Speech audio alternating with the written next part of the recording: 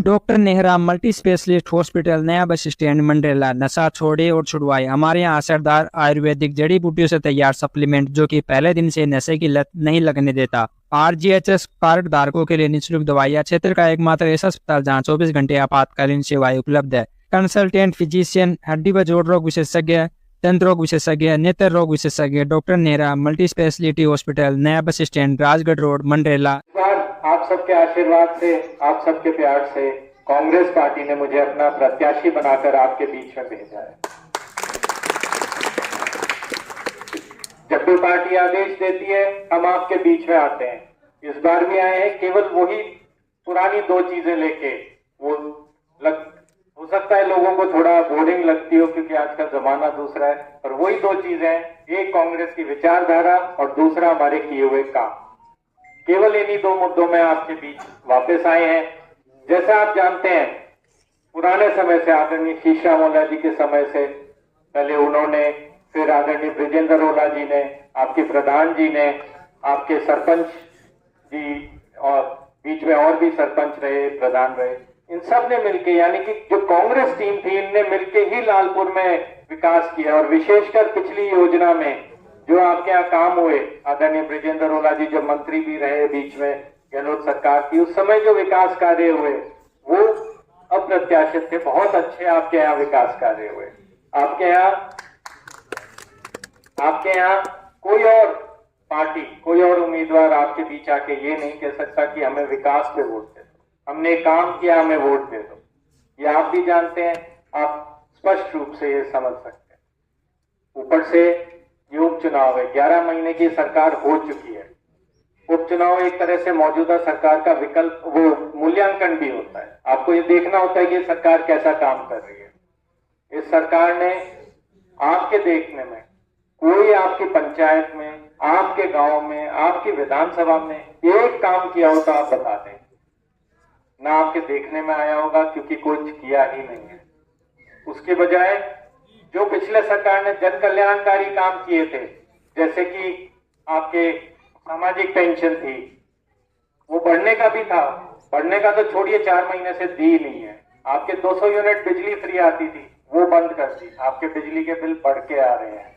आपकी 25 लाख की चिरंजीवी योजना थी स्वास्थ्य की, वो बंद करके 5 लाख कर दी। और उसमें भी अस्पताल में कोई भुगतान नहीं हो रहा, तो मरीज जाता है तो वो टाल दिया जाता है।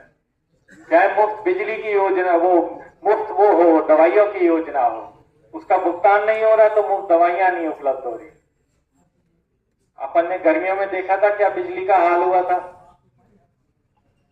पूरे समय ये बोलते रहे कि पिछली सरकार, अरे सरकार आपकी है, बिजली आपको देनी है। 4 महीने भीषण गर्मी में बिजली नहीं आई। अब कोई बुआई का सीजन तो बदलता नहीं है, बुआई तो इसी टाइम होती है हर साल। कोई नई बात तो हो नहीं रही है। खाद मिल रही है आपको ना, आपको खाद मिल रही है क्योंकि समय पे व्यवस्था नहीं की गई।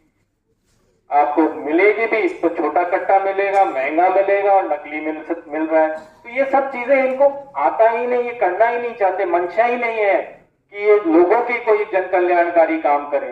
ये उपचुनाव है, आपको एक अच्छा मौका है, समय आप इस सरकार की एक बार लगाम खींचे। लगाम खींचने का आपको एक मौका मिला है ताकि सरकार को याद आए कि जनता भी है यहाँ, उनके लिए भी हमें कुछ करना है। तो ये आप जरूर ध्यान रखिएगा जब मतदान करें।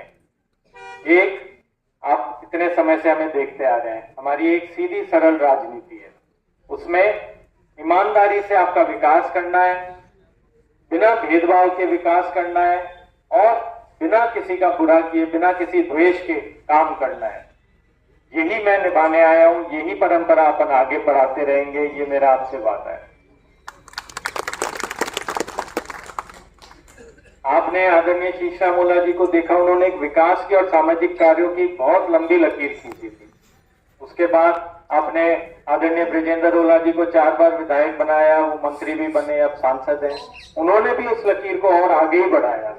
मेरी भी यही इच्छा है, मेरा भी यही प्रयत्न है कि मैं भी उस लकीर को कुछ आगे ही बढ़ाऊं, उसको कहीं से भी कम ना होने दें। आपको 13 तारीख को अपना मतदान है, सबसे ऊपर 1 नंबर पे अपना चुनाव चिन्ह आएगा। उस दिन मतदान देके आप मुझे जितना सक्षम बनाएंगे, जिस लायक बनाएंगे, जो अधिकार देंगे, वो केवल और केवल आपके विकास के लिए और आपके सम्मान के लिए काम में आएगा और किसी चीज में नहीं। यहाँ अच्छी संख्या में नवयुवक हैं, मैं उनसे भी एक चीज कहना चाहूंगा कि पीढ़ी बदल के चुनाव है, आपका चुनाव है, आप मतदान में भी हिस्सा लीजिए, मतदान भी करवाइए और उसके बाद भी हिस्सा लीजिए। आपकी विकास की इच्छाएं अलग हो सकती हैं, आपके विकास के कुछ और पैमाने हो सकते हैं। मैं चाहूंगा कि आप मेरे साथ मिलके वो इच्छाएं बताएं, चाहे वो ओपन जिम हो, ट्रैक हो, ई लाइब्रेरी इत्यादि कुछ भी हो सकता है।